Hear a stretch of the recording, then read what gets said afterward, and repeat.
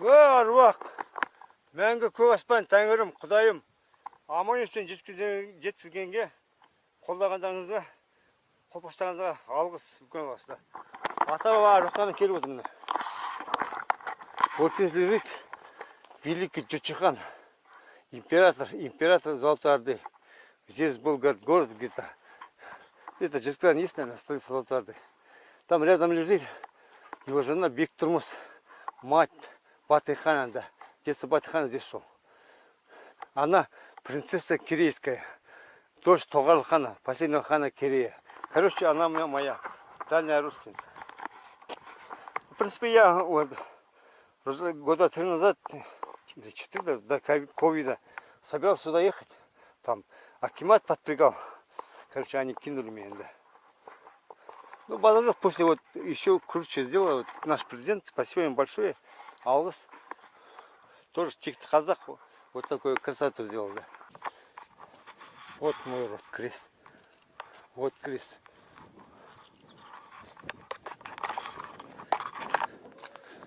Вот здесь Джучхана, моего предка. Там моя тетя лежит, давняя родственница. Бектурмус хану, принцесса Киреев, да, Кирейское ханство. Дочь Тогал хана, да. Да, они меня позвали, да.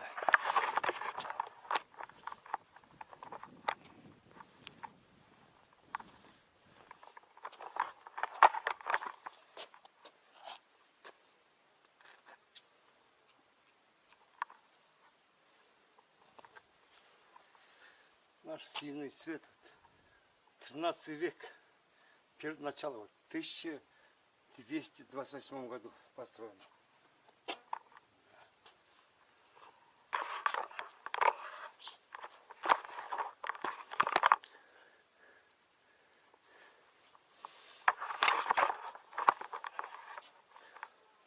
Там лежит прах Джучхана, старшего сына, патриарха Вселенной Шингисхана, его жены Бектурмус, принцессы Кирей, ну, дочка Тогал хана, последнего хана Кирея, Кирейское ханство. Да.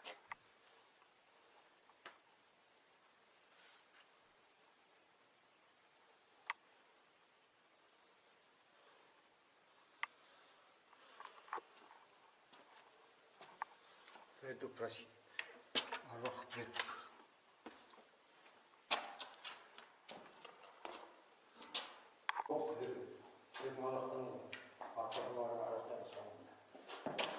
Уважаемый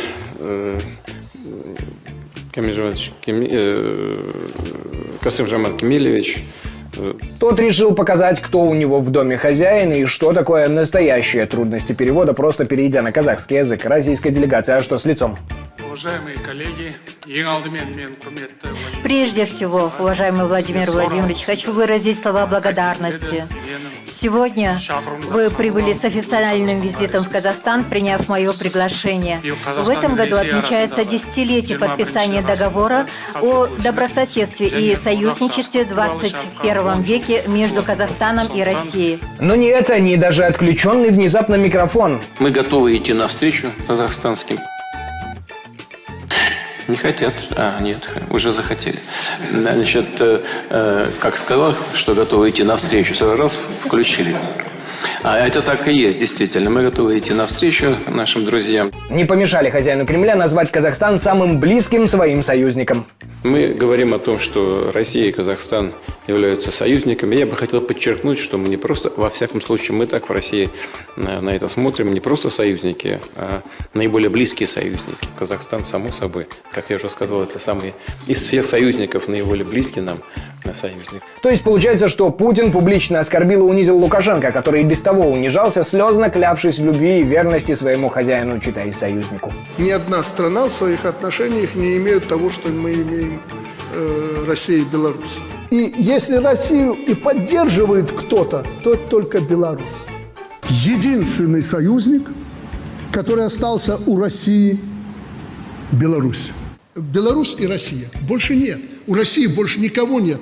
Может, вам не нравится это, но факт. Такой уровень взаимоотношений как между президентом Беларуси и России, нет ни у кого. И как же так получилось, что Путин, а может его неопытный двойник, забыл о своем самом надежном, главном и верном союзнике, подполковнике словарного запаса? А какой Путин, на ваш взгляд, больше всего похож на оригинального, пишите в комментариях. Глобальная нестабильность проецируется и на Евразию. Больше того, действия некоторых государств прямо направлены на расшатывание в странах СНГ легитимной власти, общественной стабильности и традиционных ценностей. Нет-нет, ничего такого не случилось и даже не планируется, просто на всякий случай Путин решил подписать закон об отсрочке президентских выборов при военном положении. Хотя что там расшатывать, если надежных и настоящих друзей у постсовковых диктаторов нет и быть не может, а даже те партнеры, что называли Путина братом, оказались не преданными, а проданными. Надежный и верный друг Кремля, принц Иордании Абдалла II, теперь продает оружие Украине. Наши так называемые партнеры нас просто надули, как в народе говорят, кинули просто. Как сейчас выясняется, нас просто водили за нос, обманывали. Это удар в спину. Надули. Просто нагло обманули.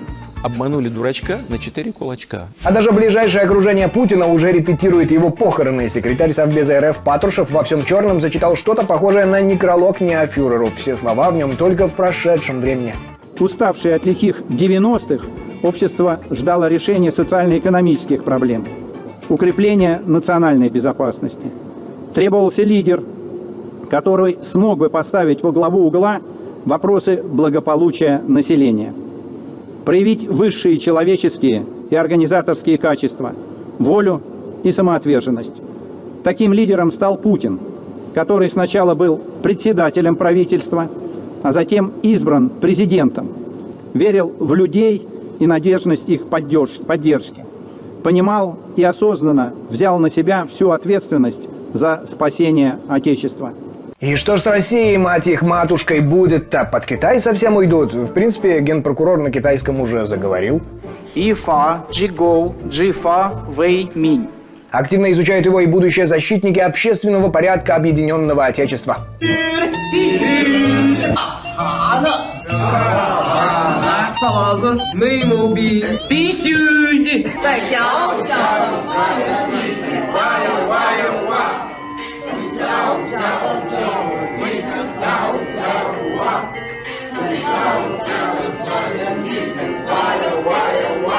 Впрочем, спасти Россию еще можно, но не умом и качеством, а количеством. Сенатор Павлова предложила российским девушкам рожать, а не учиться. Ведь высшее образование переоценено, а мясо на фронт необходимо поставлять в ускоренном режиме. Нужно перестать девушек ориентировать на получение высшего образования.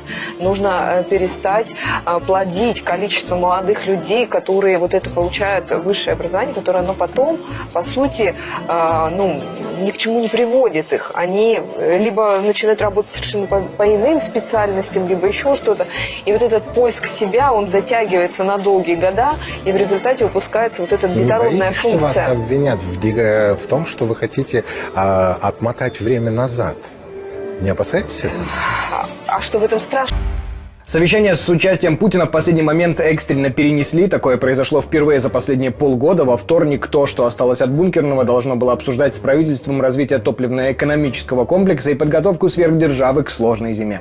Причина переноса неизвестна, не исключено, что двойника могли отстранить от работы. Тот недавно нелепо пошутил про замерзание, чем только подогрел слухи о холодильнике. На этом месте был лед, да? Или как? Да, Владимир Владимирович, совершенно верно. А может, вода не хватает. А может, вода потом замерзла? Не 1 200 000 лет назад, а поближе к нам? Какой? Может быть?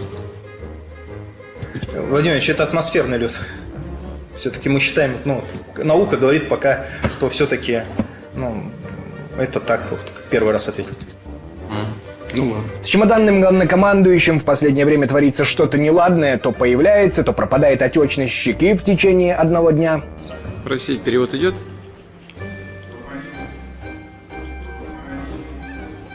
Уважаемые коллеги, То сам на себя не похож во время внезапной поездки якобы в Ростов, от чего даже плакать не выдерживает и падает.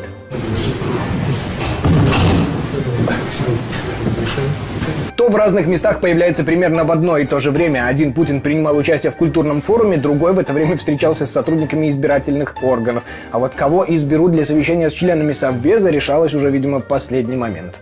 Вам предстоит обсудить ситуацию в регионе и в мире в целом. В другом случае один Путин принимал зампредседателя Центрального военного совета Китая, пока второй пугал детей и становился на колени в детском медицинском центре.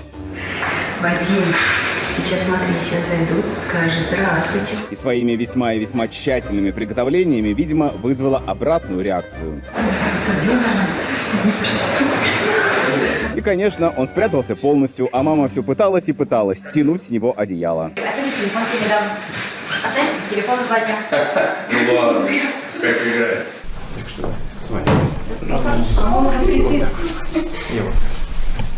А если все будет продолжаться такими же темпами, через 25 лет жизнь в России будет выглядеть так. Наша планета уже 100 лет под санкциями. Как там на других планетах, дядь? Сильно нам завидуют. А что вам завидуют? Ну как?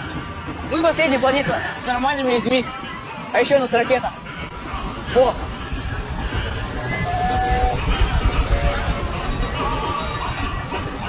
А зачем вам ракета? Чтобы все боялись. А зачем вас бояться?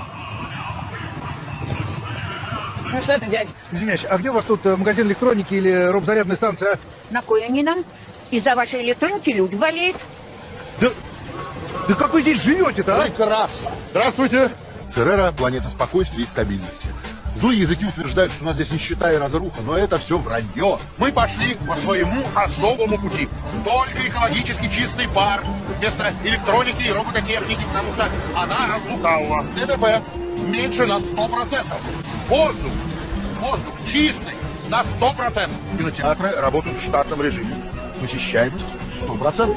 А пока этого не произошло, многим россиянам страдать и выживать приходится в загнивающих странах. Что вам больше всего нравится в этой стране? Абсолютно ничего не нравится. Что-то не та Америка, когда мы приехали, это уже больше Советский Союз, нет свободы слова. Раньше можно было в пьяном виде ездить, тебя полицейский останавливал, спрашивал, да едешь ли ты дома? Говоришь, да, еду. Говорит, ну езжай только осторожно. А сейчас ты получаешь штраф, у тебя отбирают права, у тебя отбирают машину. Какой совет вы дадите тем, кто едет в эту страну? Пусть не подумают лишний раз, не подарок Америки. Я лично очень за Путина считаю, что все, что он делает, это очень правильно. Я думаю, что в России будет лучше, если они там останутся. Через 10 лет в этой стране никто не будет говорить по-английски. Что хорошего делает Путин? То, что он говорит, вот когда он говорит пресс-конференции, или он выступает цифрами, прямо наизусть все помнит, или послушать американского президента, или послушать Путина, это далеко не одно и то же. Вот поэтому. Видно, что человек участвует во всех делах. Не думаете переехать в Россию? Знаете, если бы я был помоложе, я бы задумался, но мне уже немножко поздновато. Будем страдать здесь, так сказать.